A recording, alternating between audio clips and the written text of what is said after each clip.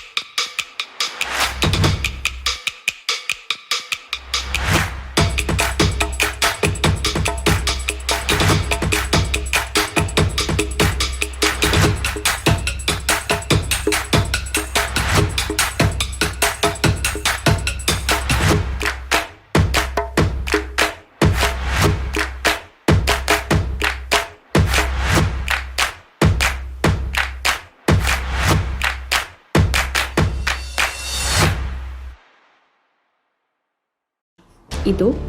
¿Te unes al cambio?